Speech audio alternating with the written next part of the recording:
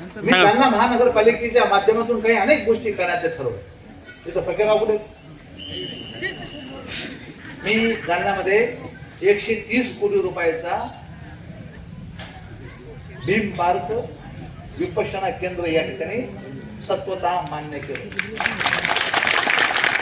महानगरपालिकेचे जे सोपाल नेते स्वतःला म्हणतात ना, जे त्यांचे नेत्यांच्या नेतृत्वाखाली महानगरपालिका आहे माझी, या भीम पार्कला विरोध करणारे कोण? फकीरराव. आपल्या अजेंडावर विषय आला नाही. का नाही आला? आयुक्त मॅडमने विषय घेतला होता, जिल्हाधिकाऱ्यांनी सांगितलं होतं, मंत्री महोदयांनी सांगितलं होतं विषय घ्या भीम पार्कचा. काय करणार आहे भीम जनता आपली? काय लोक काय करणार आहेत? ज्या लोकांच्या हातात महानगरपालिका आहे त्यांनी विषय हा भीम पार्कचा अजेंड्यावरती येऊन दिला नाही. त्यांचा जाहीरपणे निषेध या ठिकाणी मी करतो. 130 कोटी रुपयाचा विपश्यना केंद्र आपण या ठिकाणी मंजूर केलं होतं. ते विपश्यना केंद्र सुद्धा त्या माजी आमदार त्याला विरोध करतो. हे विपश्यना केंद्र झालं नाही पाहिजे.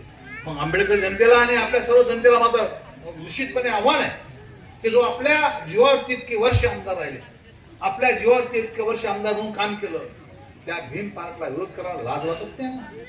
त्या भीम पार्कला विरोध विषय न येऊन द्यायला कोण जबाबदार आहे? मी महापालिका आयुक्ताला विचारलं की हा विषय का नाही आला. तुम्ही साहेब मला माहित नाही.